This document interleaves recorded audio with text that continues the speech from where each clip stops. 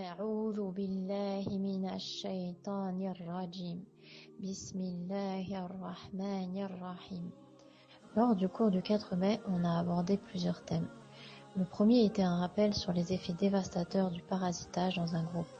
Le second portait sur la qualité du regard et ce qu'il peut apporter de positif lorsque celui-ci est maîtrisé. Le troisième portait sur les projets économiques basés sur l'autonomie. Puis, en quatrième, on a vu le rôle fondamental d'un examen de conscience pour se préparer au mieux à une vie réussie quant à nos projets et nos objectifs. Lorsqu'on a fait un rappel sur la valeur des bienfaits d'assister directement à une épreuve, on a vu qu'en termes d'enseignement, cela était non seulement plus instructif qu'un cours théorique, mais aussi indispensable sur la pratique de la thérapie et également dans d'autres domaines tels que l'enseignement ou l'humanitaire, même si l'on pense qu'au premier abord, celle-ci ne nous concerne pas.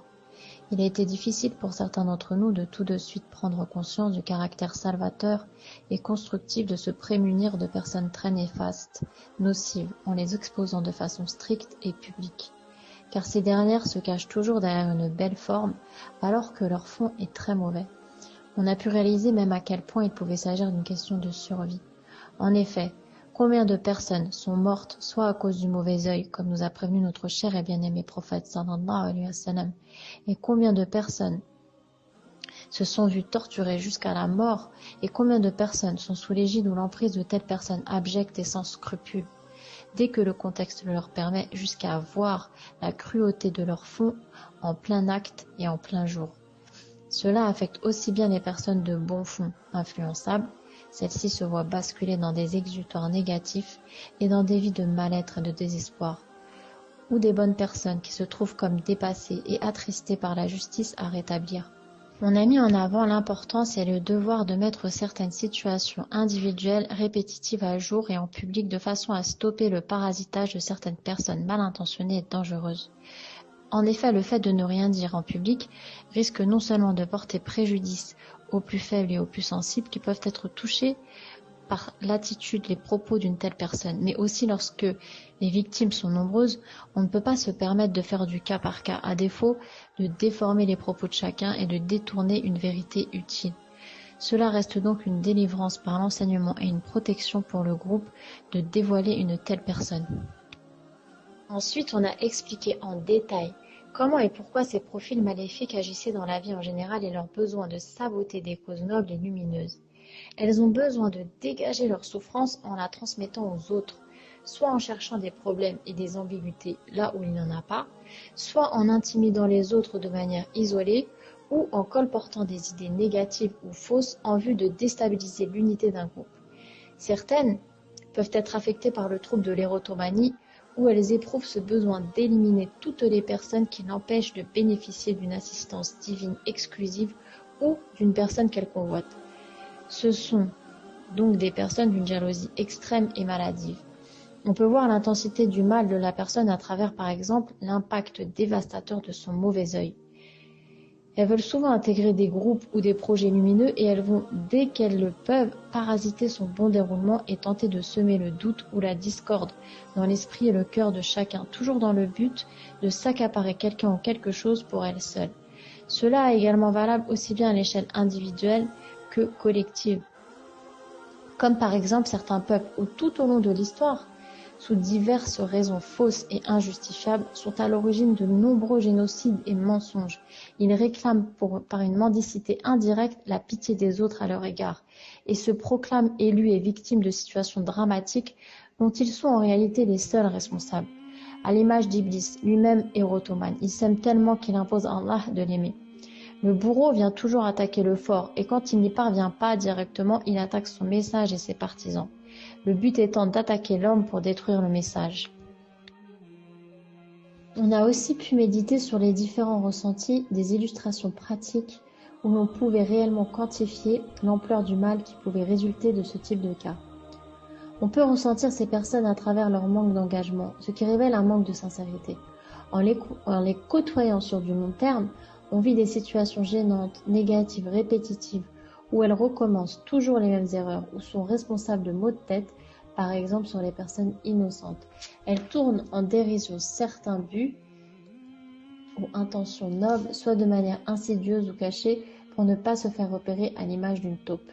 Elles peuvent aussi avoir tendance à susciter l'énervement et le mal-être chez des personnes avec qui elle interagit. Elle renie des faits dont elle se sait l'auteur en faisant mine de ne pas comprendre. En tant que croyant, on ressent un profond dégoût de l'illicite, du mal qui émane d'un érotomane et d'un peuple érotomane qui se croit être élu et veulent rester tout seuls. Pour cela, il faut en sorte que la corruption s'installe. L'intériorité négative de tel être peut passer à l'acte sous l'effet de la masse ou d'une vague en leur faveur. Et le passage à l'acte peut être terrible, comme nous l'a montré l'histoire à travers divers exemples. L'assassinat de Othman ibn Affan, qu'Allah le récompense, Ilyes El-Zawaj, martyr juste pour un désaccord idéologique, qu'Allah lui fasse miséricorde. L'autorisation de certains génocides par la France et bien d'autres exemples qui se répètent tout au long du temps. On a bien défini dans quel cas on devait aider ou non une personne, et on a décrit toutes les caractéristiques d'une personne affectée par le vice, notamment l'hypocrisie. Quand on voit que la personne ne change pas dans le temps et qu'il n'y a pas d'amélioration, c'est le signe de son hypocrisie à la réforme. On doit vraiment, notamment en tant que thérapeute, distinguer entre une personne qui a vraiment besoin d'aide de celle qui nous fait perdre du temps. On peut aider, même pardonner à une personne, même si elle est responsable d'une certaine négativité en acte. À partir du moment où l'on voit une certaine transparence de la personne qui ne va par exemple ni se cacher ou mentir de ce qu'elle est et de sa souffrance qu'elle va extérioriser soit en faisant du mal à sa propre personne ou aux autres. Ces personnes ont un bon fond et il faut les aider et leur pardonner. Quand il y a parasite du groupe, on doit intervenir et de manière publique afin de stopper toute prolifération de doutes et de mal.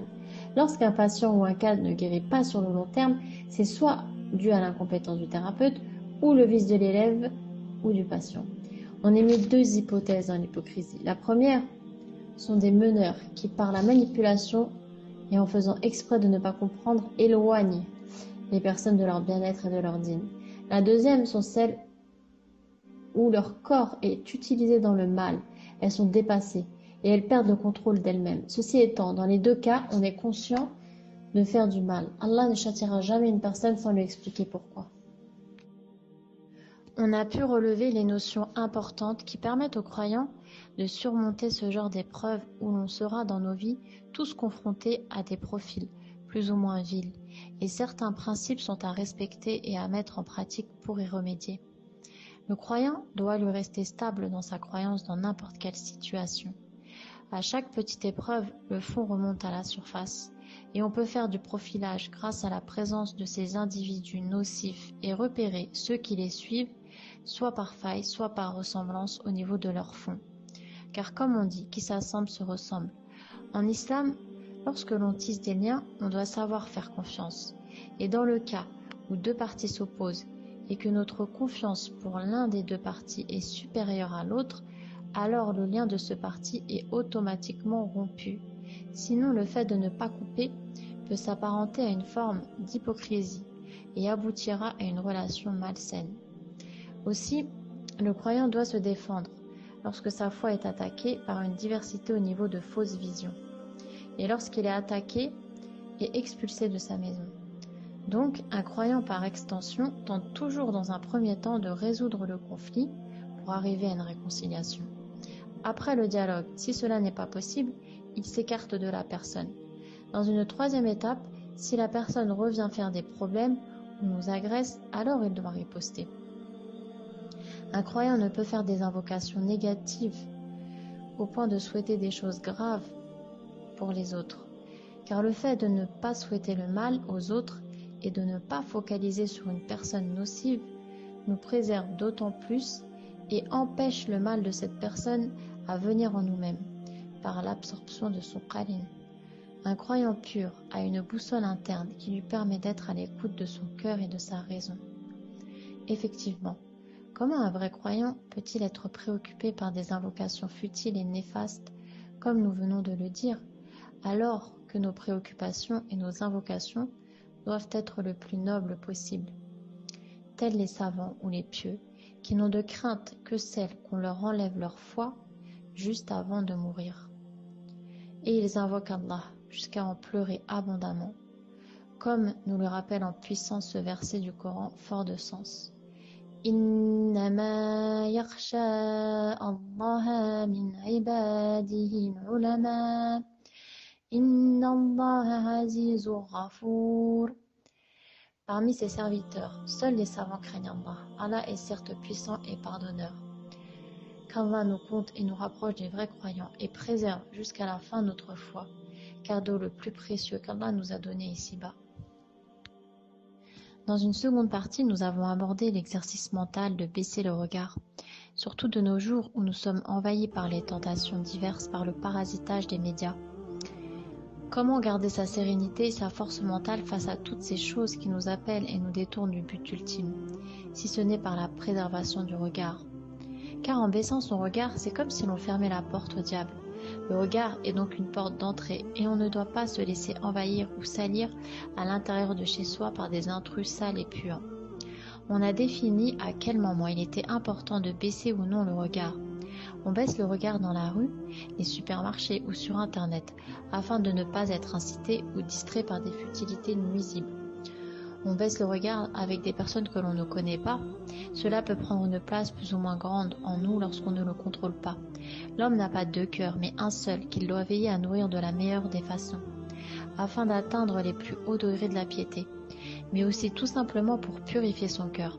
Car forcément ce travail va se traduire par une adoration dans les actes plus concentrés et sincères, et on constatera les effets positifs visibles au niveau du comportement et des paroles de la personne.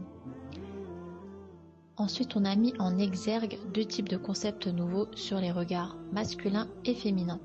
Le regard actif est souvent un regard masculin, il est porté sur l'aspect physique d'une personne, alors que le regard passif est plus de l'ordre intentionnel, c'est un regard généralement féminin.